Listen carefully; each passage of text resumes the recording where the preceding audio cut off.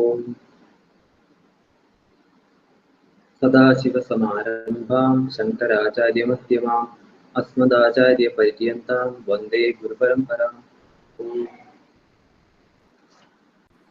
Okay, type the reading order then. Okay, start reading.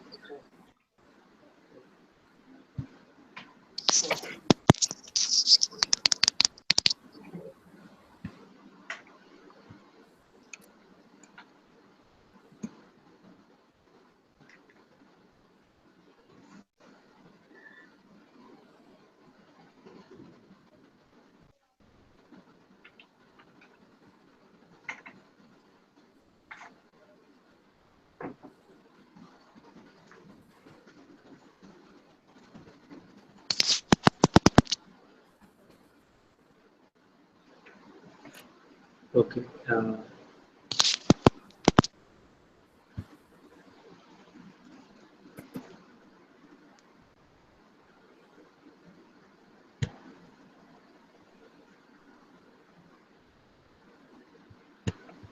Kumarji, can you start reading?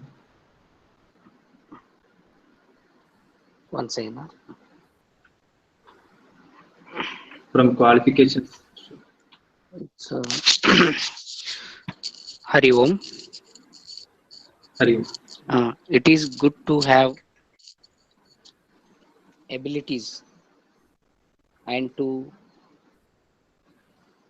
the screen is not visible proper, Shambhai, and no use them and to use them. Is there any And- problem for others to see? No, it's clear for me. for me. I'm using through mobile, no, so it is Oh, like visible is Okay, really then. very small. Okay. Then Nirmala ji can start. Yeah, Nirmala ji, please. Hari Om. Hari Om. Qualifications should speak for themselves. It is good to have abilities and to use them, but abilities should be allowed to speak for themselves. My attitude towards my accomplishments should be like a flowering bush towards its blossoms. In the city or in the wilderness, seen or unseen, praised or censured, the bush puts forth its blooms, colorful and fragrant. No publicity circulars are sent out to announce the blooming. The bush simply blooms because it is meant to bloom. It must. This is how I should be about my gifts and skills. These abilities seem to have come with me. Why, I do not know. I should simply use them as well as I can, because that is what I am supposed to do. People who have a value for these particular abilities may respect me for them if circumstances are right for them to do so. People who have no value for these particular abilities will, no doubt, ignore them. Both these attitudes should not make any difference to me.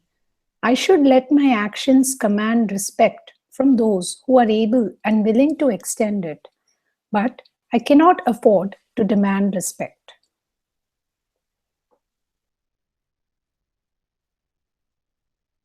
Continue, since it was small session. Oh, okay. Manitva ceases when its foolishness is seen. How can I obtain the attitude of amanitva, the absence of manitva, a demand for inordinate respect from others? Amanitva is obtained by losing manitva. I do not have amanitva because manitva has become a value for me, although no doubt I would not own up to this. Manitva is a value for me because I think that by receiving large amounts of respect from others, I will feel good about myself.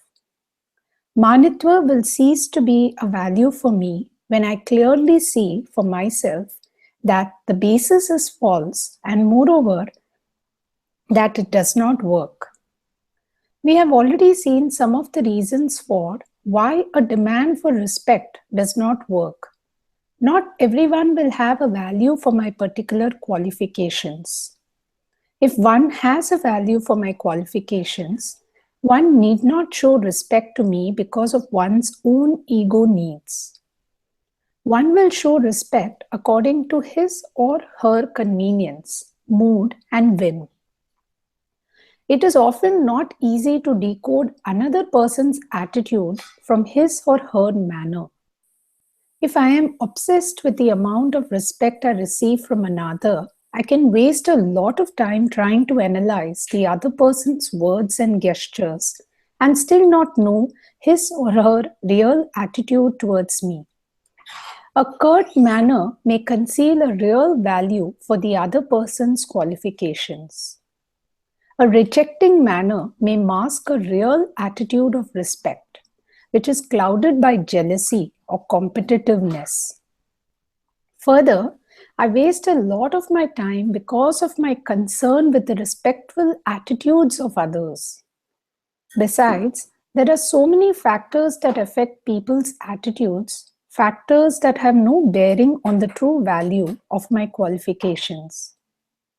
In any event, I may truly be unable to read the attitude of others from their manner or words. If I will take the time to analyze the factors involved, I will see clearly that demanding respect from others is not likely to bring me much comfort or satisfaction in spite of the reality of my qualifications.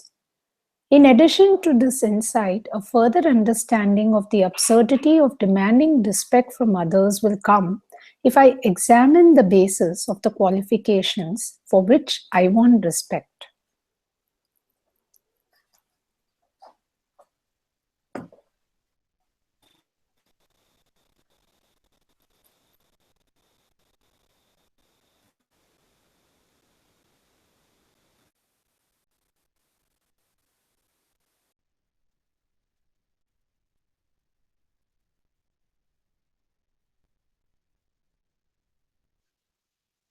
I can't hear anything. Can anyone else?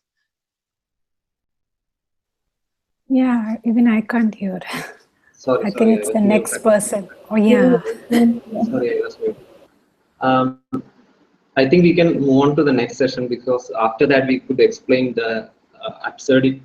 We could explain it together because I think the next session is going to take up the absurdity of demanding respect from others. I think together it will make more sense.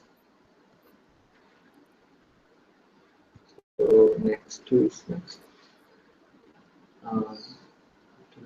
Prasunna ji, can you start? Yeah, I think it has to be scrolled down again. Manitva is never justified by accomplishments. Manitva is born because I do not understand the nature of accomplishments. I am proud of my achievements only because I consider myself the author of the acts, the producer of the skills or gifts. It doesn't take much analysis to smash this illusion. If I start by analyzing my physical body, I did not author the body that houses me. It came to me with certain inherent potential or predisposition. Even if I subscribe to a belief in reincarnation and consider this body a vehicle shaped by my karmas, I can claim neither authorship nor knowledge of the particular laws that ordain this body. I do not know whether this particular body reflects more my overt actions in past lives or my parents' subtle actions, their prayers for a healthy, intelligent child at the inception of this life. Moreover, I cannot trace this body back to some first or originating body in a karma sustained cause and effect chain of bodies. My apparent separate individuality, housed in this particular body, is without beginning, like the creation itself of which it is a part. I am not the author of creation, nor I am the author of my body. Therefore, whatever possibilities I have appear to have been provided to me. I can exploit these abilities, but I did not create them.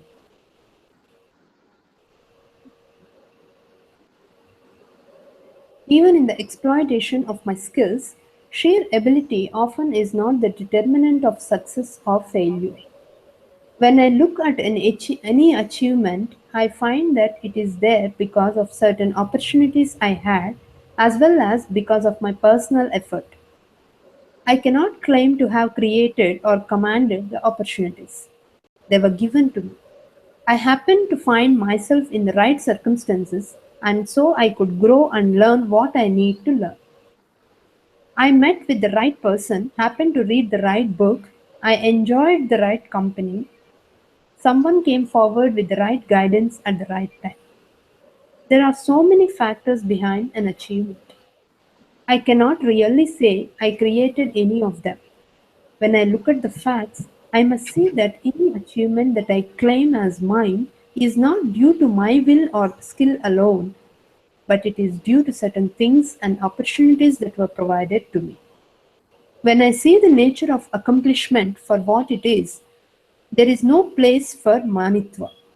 In fact, I should be grateful for whatever abilities I seem to have. My demand for respect from others will go away when I see its foolishness. Yeah, now it makes more sense because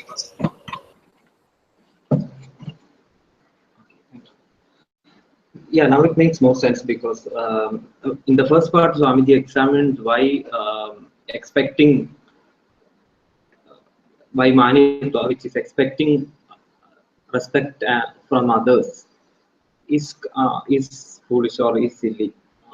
And now in the last session he explained how expecting somebody to respect us itself is silly, because we didn't create any of what we have. Whatever we claim to be our achievements, we did not create any of it. We just, yes, we put in some effort, but even our effort is a result of, because imagine if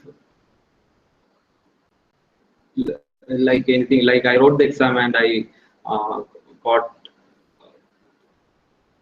I became top in the university or something, then even then, if I were sick or I got some terrible disease and I couldn't write exam, there are hundreds of obstacles that could have come. But it was Ishvara who enabled me to write the exam. It was Ishvara who may help me to actually let me write. Even if I had studied, I could have forgot, or lots of things could happen in exam hall, but none of that happened, and I was able to write. The questions asked were those I knew I could answer, and lots of things were given. Almost everything was given. Everything I claim to be my achievement is nothing but Ishvara's gift. So from that we can understand that the demanding respect from others for what I claim to be my achievement, it is actually nothing but given. It is nothing but Ishvara's grace. So I am demanding respect for Ishvara's grace only. No, I am not. I think I am demanding respect for my achievements, but those are not really my achievements, or those are not really my creation. They are my achievement in a sense that yes, I have put some personal effort. I have done what I could do, what I should do from the limitations I had, but still there were limitations, and it was without Ishvara, without Ishvara's, without the Karmaphala, without the prarabdha turning in favor of us, without Ishvara's grace, we could have never accomplished all that. So, kind of gives some us more humility than the kind of ego that demands respect from others. So that is one part. And before that, Swamiji had explained how even if one respects a person respects us, if a person respects us, we cannot be sure if he's respecting us really because he has a value for whatever we have achieved, or he may be respecting us because we are rich or we are famous, or some certain circumstances or situations we are in because something we have. He may be respecting us because he wants something from us, and other person may not be disrespecting us or may not be not respecting us uh, because he's jealous or anything, or because our achievements are not enough, because he may be just maybe he doesn't just have a value for what we have achieved. Maybe his values are different, or maybe he may be jealous or anything. There may be numerous circumstances and lots of reasons for both respect, for a person respecting you and for a person respecting you. It is all dependent on time and situation. If something changes, if some of the variables in that changes, then that respect will definitely go. As in Bhajagovindam, one verse says that Mahakuru Dana Jana Dhana Jana Yauvana Garvam. So don't be so proud about having the different kinds of wealth you have, or the different kinds of achievements, or the different kinds of, or the support you get from different kinds of people, or the different kinds of people who are there for you. Don't take pride in any of it, because all that can be lost in within 1 second. Time can take it away within a second, within a microsecond. Time can take away whatever you have. Famous people and whom we consider very great, we have realized, sometimes we have realized that the persons we consider really great becoming not so great when we really know who they were. Like Jawaharlal Nehru, my grandparents were like, he in our shop is more than 60 years old. So we had one portrait of Nehru where he, around him there were almost 10 pictures. It was like Mahavishnu, and you might have seen that picture with Mahavishnu in the center, and around him there would be all the 10 avatars. Similarly, one we had one portrait of Nehru in the center, and all different um, pictures of different parts of his life, like youth or something, or him standing in front of some university, like that. It, he was like an idol. The ancestors in my family, my grandparents, respected so much that they put a similar portrait similar to that of Vishnu and avatars of him in our shop. So that was the respect he demanded. But nowadays, I'm their grandson. I don't even celebrate his the so-called Children's Day, his birthday, because I know have more information than they had, and I know what he and his family had done now actually to our country. So I don't have the same respect my grandparents or anyone else before me had. So all this respect and all that can be gone within a second. So within some time. So it's not something we should depend upon. It is not wise to actually depend upon something that is so changing.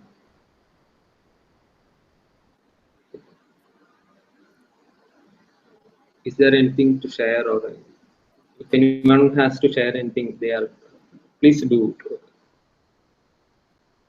would be great if the class is, if the session is more participating. I think it's easier to say that we don't want any respect from anybody, but I think sometimes, or even not even respect, just affirmation. But I think it's maybe my own tendency or something, but I feel like sometimes, not that I want to demand it, but I think it's important to either be acknowledged or something for what you've done. We'd start with little kids with saying, great job, oh, you could stand up now you're walking, now you're doing this. So little by little, I feel like we're cultivating them into this external more than the internal after a while. Yes, actually, in a sense, we have to do that for children because by default we are kind of programmed to seek respect and acknowledgement from outside. If we don't encourage them, if we don't encourage them, they will be, it would, life would be miserable and we would be being a bad parent or whatever.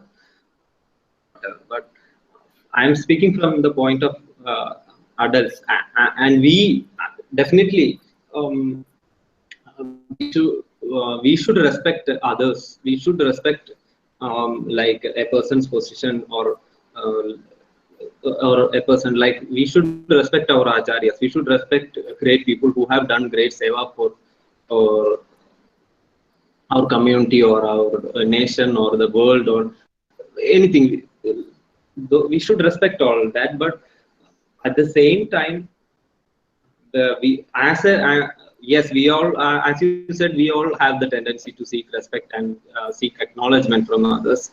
Definitely, I am not claiming that I don't have that tendency or that, but uh, as Vedantins, as we are intending to build certain values, as we are intending to get a mature mind or the study of Vedanta good enough for the knowledge to happen, then we have to certainly grow up above that. We have to, it is for us individually to grow out of it, grow out of the need for others to respect and acknowledge us.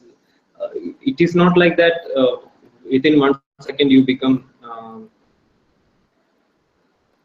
within 1 second you become a wise person, sorry, not a wise person or a mature person, but it is something we have to gradually develop for this knowledge that we are seeking to happen, to actually know Brahman, to have the maturity required to know the self.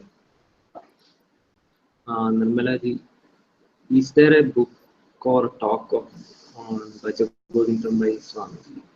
Uh, yeah, there is actually a book in Arsha Vinash site, which is a transcription of Swami Paramarthanandaji's talks on the Bhajagovindam. I'll send it later to the group. Or oh yeah, that would be great for Swami Parima. I'm a great fan of Swami Paripurnanandaji. And talks, I think Pujya Swamiji's, I'm not sure if Pujya Swamiji's talks are available. I'm sure someone talks of Anjali or someone else would be available. If it is there, I'll check in net. Or you can also check in Google, and if it is there, we can share. But the book is there. The transcription of Swami Paramarthanandaji's talks is there in.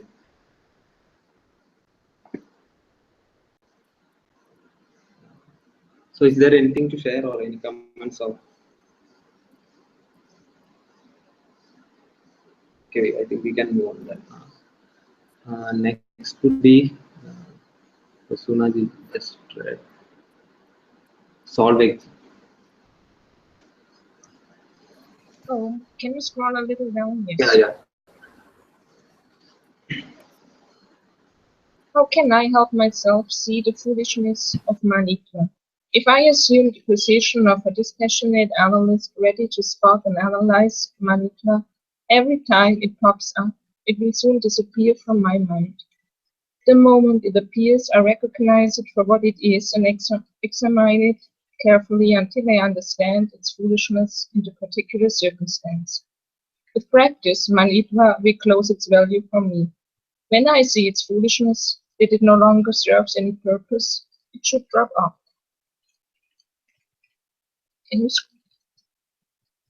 To be effective, I must analyze Manitra without self-condemnation or regret. I try to be objective, matter of fact, to see things as they are. When someone fails to respond to me in the way I would want them to, I merely observe my reactions without further reaction. From the position of an observer, I see the senselessness of my expectations and all their absurdity. In addition, I see that what I really want is not an expression of respect from others for its own sake, but because I hope that such an expression will make me feel more comfortable about myself. I see that my real problem is my basic feeling of myself.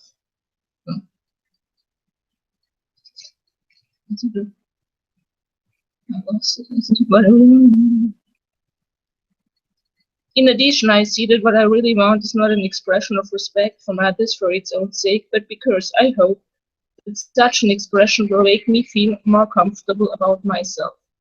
I see that my real problem is my basic feeling of inadequacy and self-doubt, which is made worse, not better, by harboring Manitra.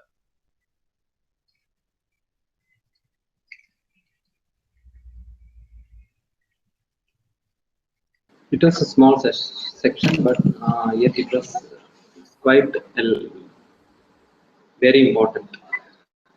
Here again we see that here the first thing I would like to highlight from what Swamiji has said is that it is not self-condemnation we are seeking. We are not going like everything was given by Ishvara, everything was given by luck, or I got by luck, or with grace of Ishvara. I am like such a loser.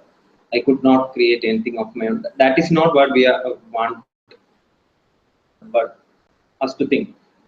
Instead, we actually want us to do some analysis, to where all this came from, how blessed I was, or how the greatness of Ishvara,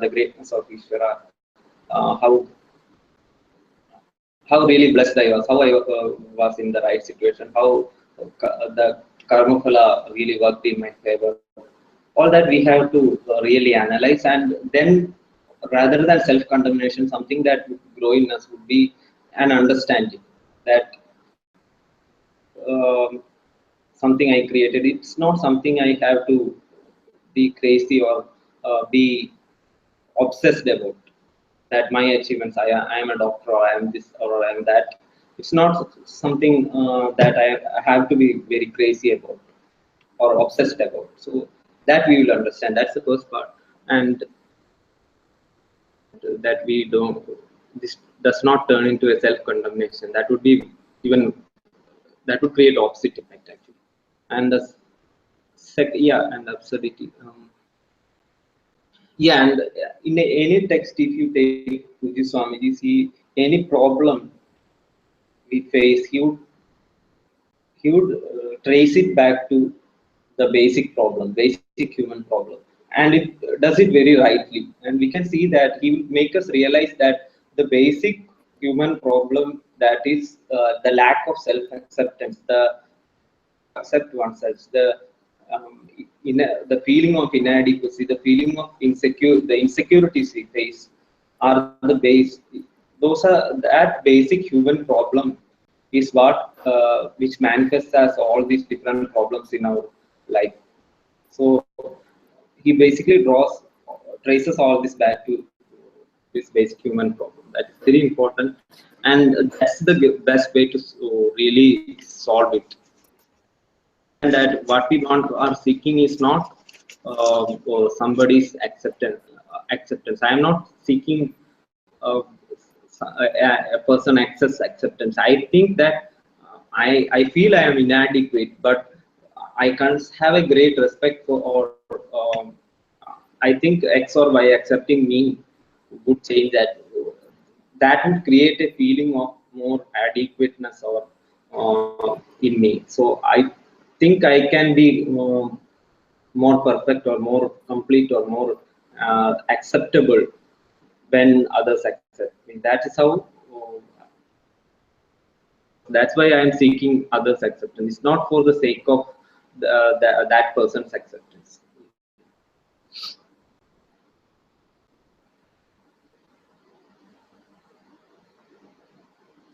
Yeah, super therapist. Yeah.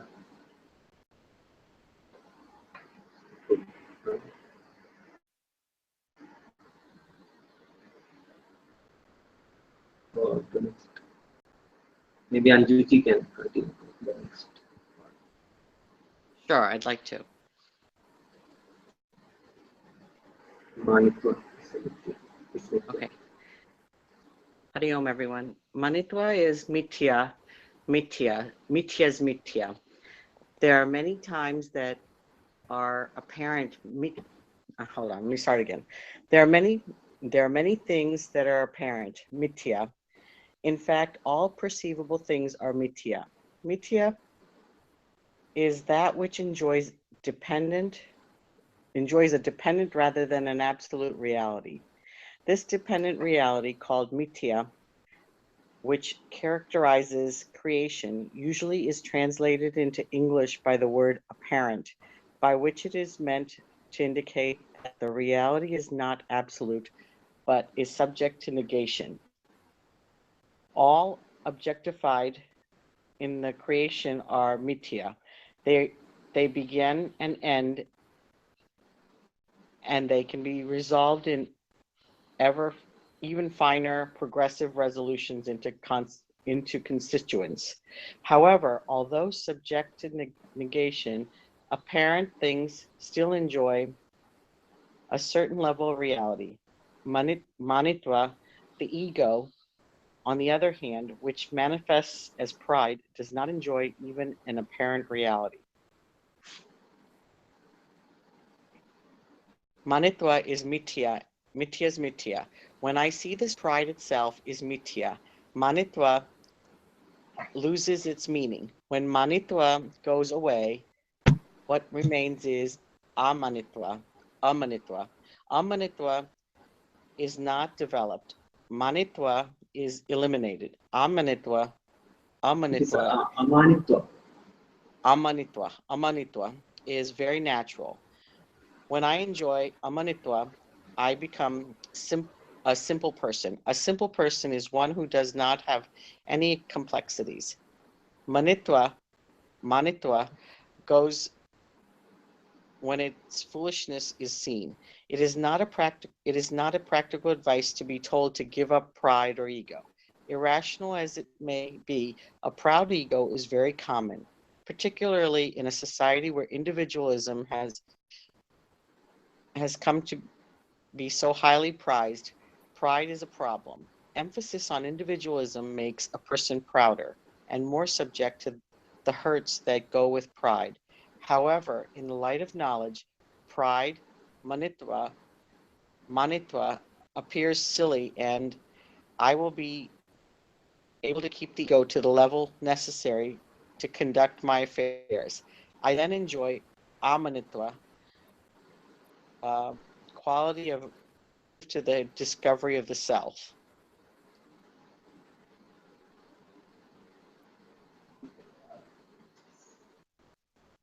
Stop here and again discuss.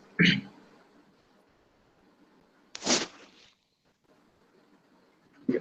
Swamiji calls it Manitva as Mithya Smithya. Again, it is different. It is dependent on our view of the Vyavaharika itself is Mithya, which is dependent on Vyavaharika, or the current this world itself is Mithya because it is dependent on the Brahman. Its reality is dependent on the Brahman, and Manitva is Mithya Smithya. That it is dependent on the way we view the Vyavaharika, understanding that my achievements, how it came, how Karmaphala, how Ishvara and other factors really were involved in whatever I achieved, how lots of factors other than just my achievement are involved in other people's respect for me or my achievements. When we see that reality, this Manitva goes away. But yeah, so Manitva's reality is dependent on us being ignorant of the reality. This reality is that how the involvement of all these other factors other than my personal effort in my achievement, so or what I am today. So it is Mithya Smithya. That's what Puja Swamiji is trying to explain. And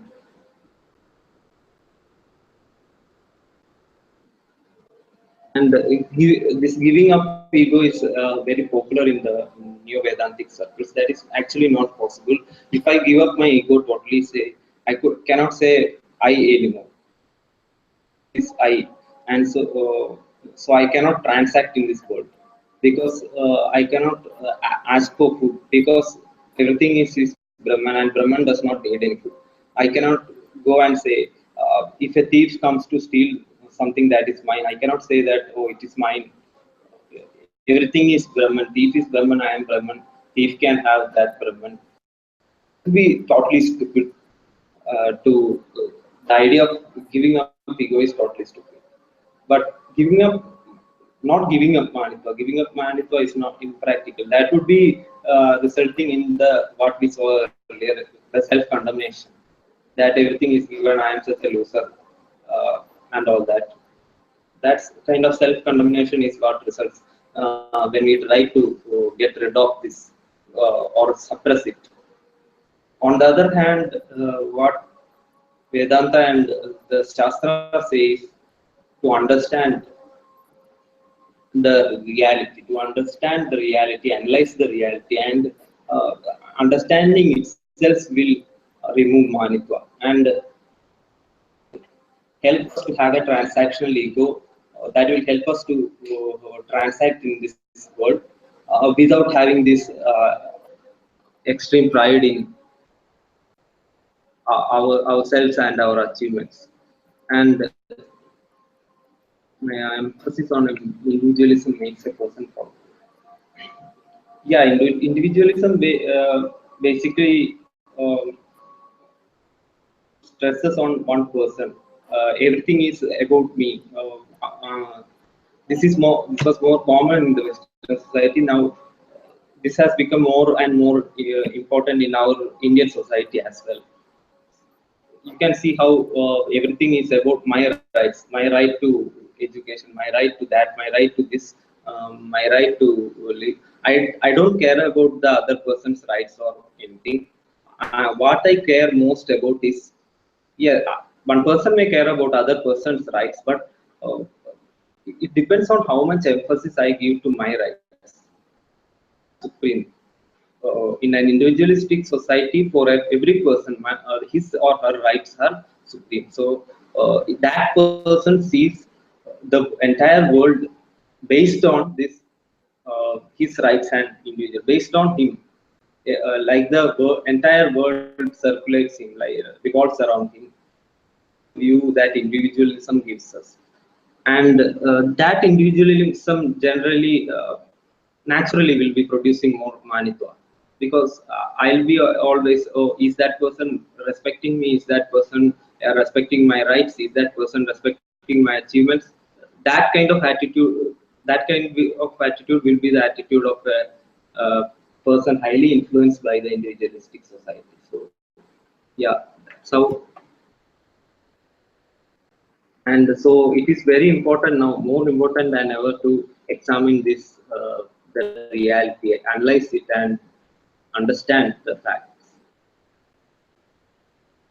I think if there is any questions or any comments to make, please. After that, I think we can stop here, because the next session we can start in the next.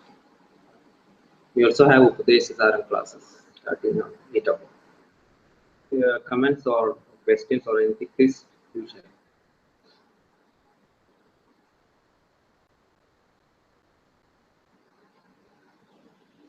Okay. So remember,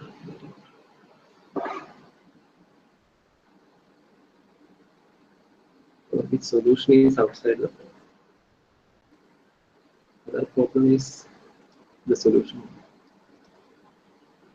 Yeah, thank you, Nirmala ji, for sharing that link for Bhajagovitam. You can. It's not kind of my favorite. I'm yet to read it. Yet to read the read Paramarthananda this. And yeah, you are very right. These are kind of problems which are in us. Which are the problem is ourselves, and the solution is also ourselves.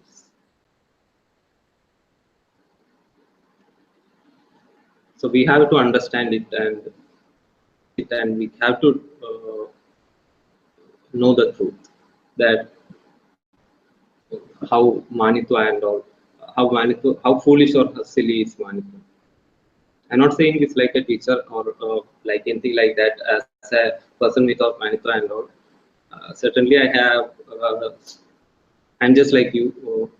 We are. Most of us would be having all this demanding, and the point is just we try to follow what Pujaswamiji says than just listening to him out and just reading it and forgetting it. Kind of it when we are whether we are doing our jobs or just give some time daily to analyze it and actually follow it and try to cultivate these values in our lives. Yeah, otherwise it could be just intellectual or academic. Yeah, it is not. It is difficult, but not impossible. So can we stop here? Okay, I'll stop with the prayer. Om Purnamada Purnamidam Purnat Purnamudachyate Purnasya Purnamadaya Purnamevavasishyate Om Shanti Shanti Hari Om Sri Gurubhyo Namaha Hari Om. So see you next Sunday.